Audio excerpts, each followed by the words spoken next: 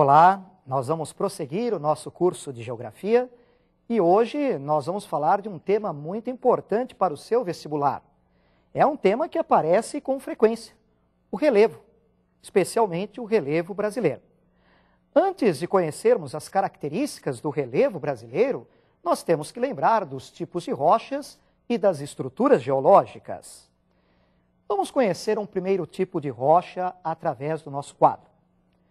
As rochas magmáticas são formadas pelo resfriamento e solidificação do magma. Esse resfriamento e solidificação do magma pode ocorrer no interior do planeta. É um resfriamento lento que leva à formação de um tipo de rocha magmática chamada de intrusiva ou cristalina. Caso esse resfriamento e essa solidificação ocorra na superfície, após as erupções vulcânicas, um resfriamento mais rápido, nós vamos ter então a formação das rochas vulcânicas ou extrusivas.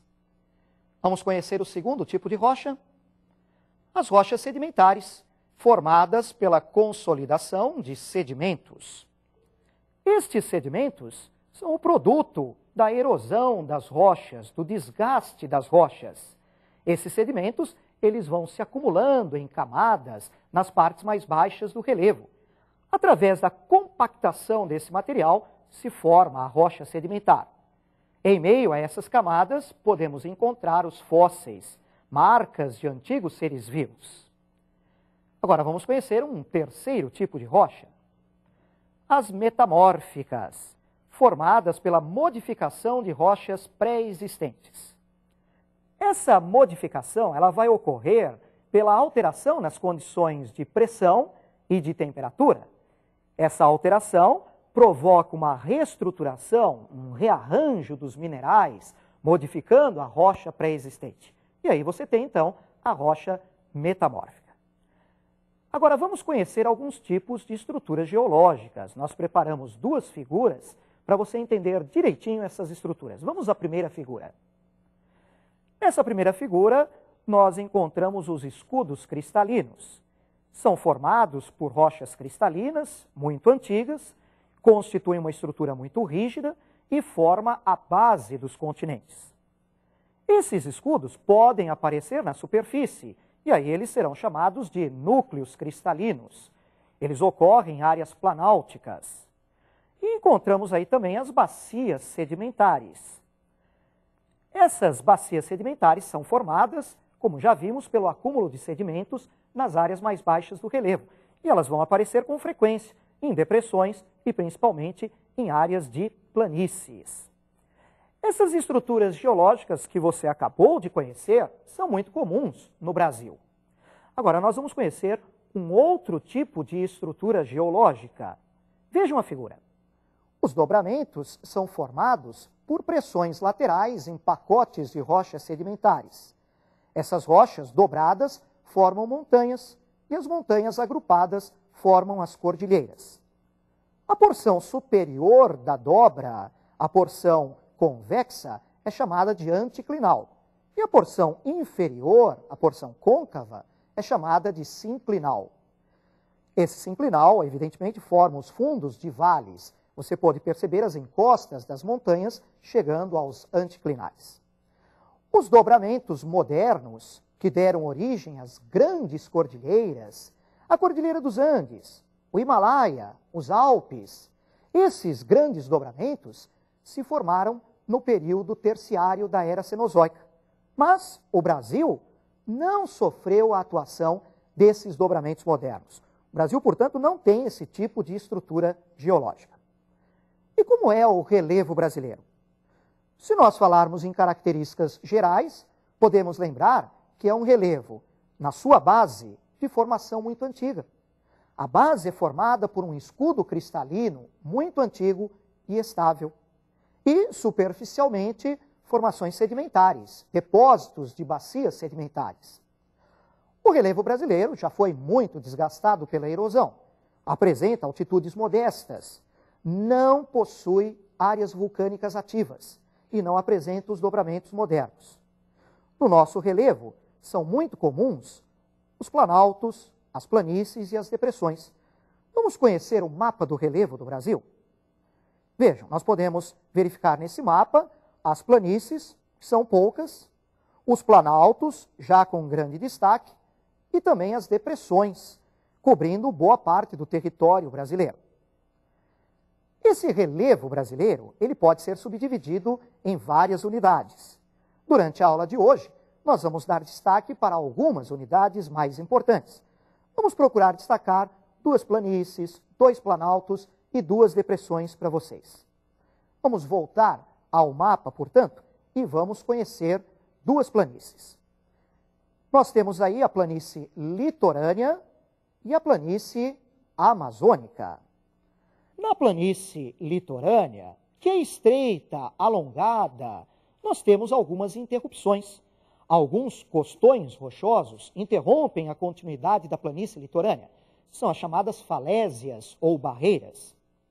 A planície amazônica acompanha o curso do rio Amazonas e de alguns dos seus afluentes, formada por terrenos sedimentares de origem fluvial e marinha. Essa planície amazônica, ela pode ser didaticamente compartimentada em 3 níveis. Vamos conhecer esses 3 níveis da planície amazônica através de uma figura? O nível mais baixo, junto aos rios, recebe o nome de planície de várzea e está permanentemente alagada. Numa porção um pouco superior, os tesos, que sofrem alagamentos durante a época das cheias dos rios. E numa altitude um pouquinho mais elevada, a terra firme. Essa planície de terra firme não sofre alagamentos. Quanto aos planaltos brasileiros, a primeira coisa que podemos lembrar é que eles apresentam formas de relevo muito variadas, muito diversificadas. Nós vamos conhecer 2 deles. Vamos voltar ao mapa, então. Podemos destacar aí para vocês o Planalto Atlântico e o Planalto da Bacia do Paraná. O Planalto Atlântico, uma forma de relevo característica, importante, são os mares e morros. Esse planalto ele é formado por superfícies onduladas, muito erodidas, muito desgastadas, cobertas originalmente pela Mata Atlântica, pela floresta tropical. No Planalto Atlântico, também encontramos algumas escarpas formando serras, como, por exemplo, a Serra do Mar, ou então a Serra da Mantiqueira. No caso do Planalto da Bacia do Paraná, uma forma de relevo típica é a cuesta, erroneamente identificada como serra. Por exemplo, a Serra de Botucatu, no interior de São Paulo. Nas cuestas, nós observamos 2 camadas de rochas. Numa porção inferior, uma camada sedimentar, de arenito, e, superficialmente, uma camada de rochas vulcânicas, o basalto. O basalto, quando decomposto, dá origem ao solo de terra roxa. É um solo muito fértil, muito importante para a agricultura. Vamos conhecer agora 2 depressões do Brasil. Vamos voltar ao mapa. Quanto às depressões, podemos destacar a depressão sertaneja e a depressão periférica. Essa depressão sertaneja, e que acompanha também o Vale do Rio São Francisco, ela é caracterizada por superfícies muito aplainadas, rebaixadas, localizadas entre serras e chapadas. A forma de relevo, chapada, é comum no Brasil, na região do sertão nordestino e na porção central do território brasileiro.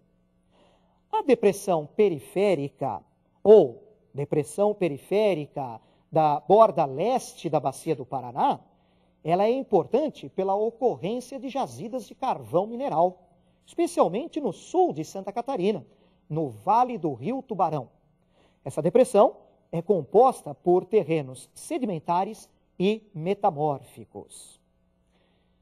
Muito bem, é importante também, depois de nós conhecermos todo esse relevo brasileiro, lembrarmos de algumas outras questões importantes sobre esse relevo, não só do Brasil, mas do mundo como um todo também, e de alguns aspectos geológicos.